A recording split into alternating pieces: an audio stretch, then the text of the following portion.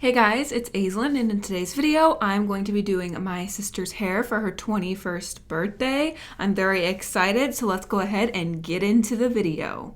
So here you can see her hair. I left this clip in because you can really see the dark ends. So she box dyed her hair 3 different times, and then it grew out naturally. So what you're seeing is her natural at the root area, and then on her ends, she has 3 layers of box dye. I'm trying to pull the hair up so you can see that line of demarcation, but it's very difficult to see because there is a middle band that's kind of warm. So it goes from her natural to like a warm reddish band to like black on her tips. So I'm trying to show you here the line of demarcation. I'm pointing it out right there.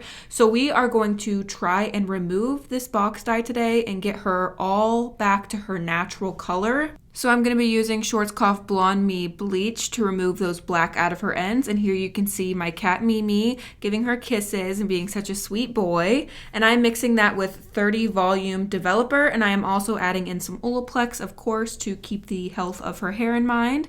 And I'm using some Framar foils. So I'm starting by sectioning the hair into 4 different sections. So that way I can focus on one area at a time. I was originally going to use the Schwarzkopf color remover with 20 volume developer because I don't like reaching for bleach unless I have to. So I was going to try that color remover with 20 volume. And so I told her, I'm going to use the Schwarzkopf Blonde Me. And that's when she informed me that there was not just 1 layer of box dye, there was actually 3. Because in my head, I thought she just dyed it 1 time with black box dye and then let it grow out. So she had a little bit left on her ends.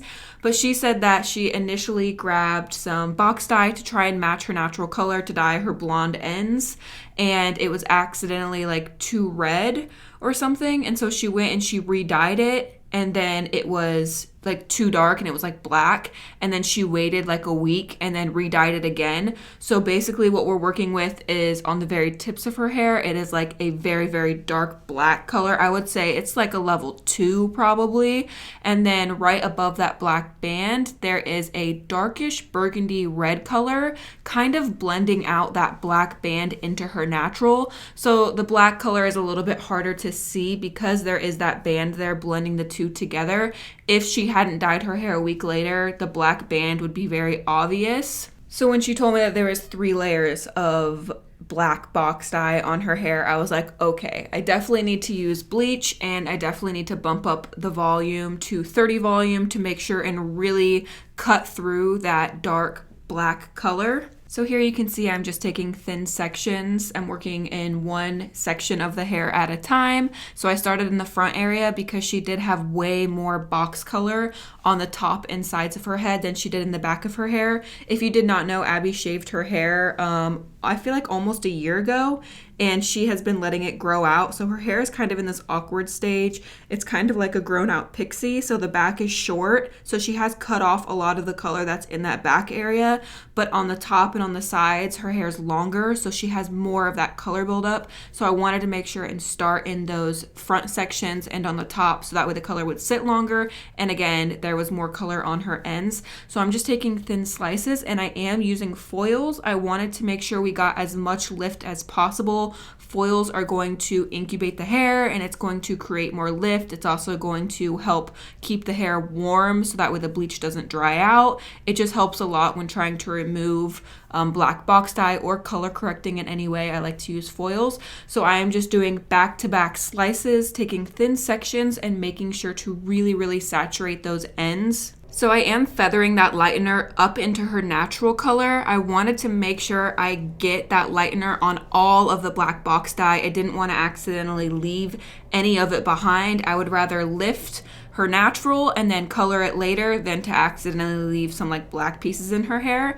So once I rinse that out, we're gonna go ahead and color her hair with Ion Demi-Permanent Color in the shades 6N and 7N. And I am mixing that with 10 volume developer and of course adding some Olaplex in there. So here you can see how orange her hair turned out, especially on those ends that had that box dye on them. I wound up leaving the lightener on for around 30 minutes total. I did rinse the sections as they became ready. So the first area that I applied the lightener, I rinsed that first and let the other areas process. I did not have to leave it on very long because I wasn't trying to get her to like a very bright platinum blonde. I really just needed to get out that buildup of color on her ends. I was aiming for a level 7, 8, and it wound up lifting to a level 8. So I was very, very impressed and happy with how well that box color came out. And I'm very glad I decided to use bleach in 30 volume instead of trying to use a color remover in 20 volume. I feel like we would have had to do multiple bleaching processes if I would have used color remover instead. So here you can see I am just applying the color on the ends where we have lightened out all of the old color.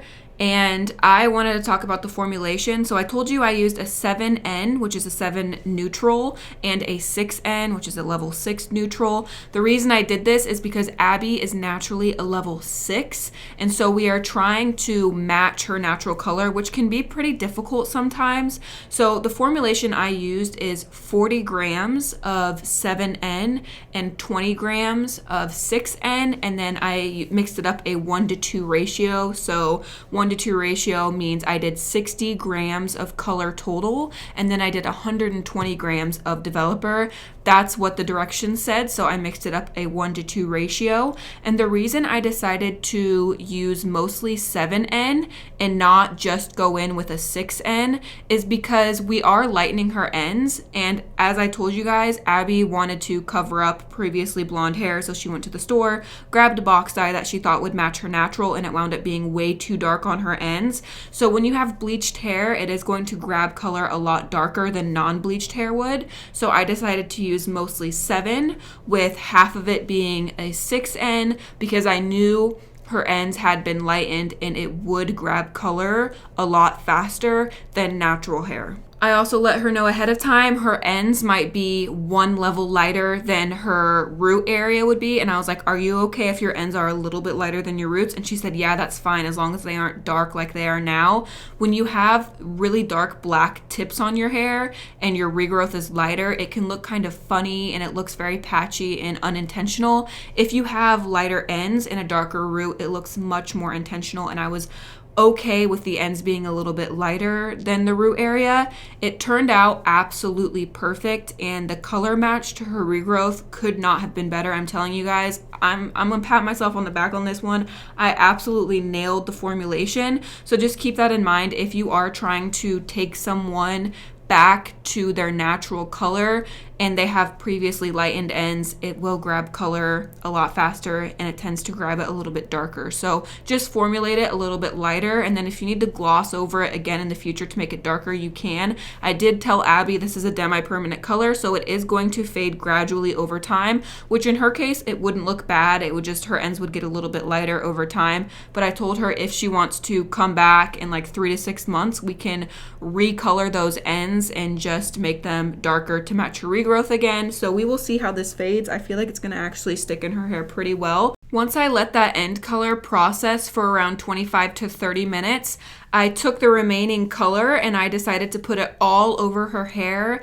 It's not going to deepen her hair at all because I mixed up a level 7 and a level 6, which is lighter than her natural color. It's not going to deepen her natural color at all, but I wanted all of her hair to have like an even flow to it. And I told her it was just going to make her hair super, super shiny. It's basically just like glossing her root area. And I wanted the color on her ends and the color on her root to blend together really well. I didn't want there to be any demarcation lines. So I decided to go ahead and apply the same formulation all over her hair, and I let this process for 10 minutes. So it's actually Abby's 21st birthday, which we have been waiting for like literally her whole life. We've been like, oh my gosh, can't wait till you're 21, can't wait till you're 21. So it's her 21st birthday, and so I went ahead and I asked her, like, you want to do your hair for your birthday? I hadn't dyed her hair in like a year and a half or more. And I was like, hey, you want to do something to your hair?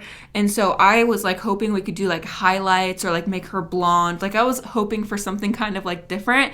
But literally the only thing she wanted was to even out her hair and get rid of that black on her ends and just make everything super even. She does want to do some like money pieces and face framing highlights in the future, but we both agreed with like the length and the style she has right now that might look a little bit awkward. So we decided to wait to do the money pieces and stuff until her hair grows out into more of like a bob length. Also, I just want to mention the reason why I'm not talking during this video, and it's all of voiceover is because I was having a very, very, very rough day. I had been painting my house for 2 days straight. I was emotionally and physically exhausted. I hadn't been sleeping and I was just an emotional wreck on top of everything else. So I wasn't even going to film any of this because my mental state, I was like, I literally can't even imagine filming right now. But I thought it was like a very important and educational video, and I thought it could really help a lot of you guys at home. So I was like, I'll just film. If I decide to use it, I'll use it and I'll just voice it over. And if I don't want to post it, I don't have to. But I'm really, really glad I decided to post it for you guys because I do think it can definitely help a lot of you guys at home that are doing their hair. So here's the end result. Look how even this is. Excuse me. Look how shiny her hair is. There is absolutely no lines of demarcation. It is all so even from root to tip. It is so incredibly shiny. It looks healthier than when she came to me.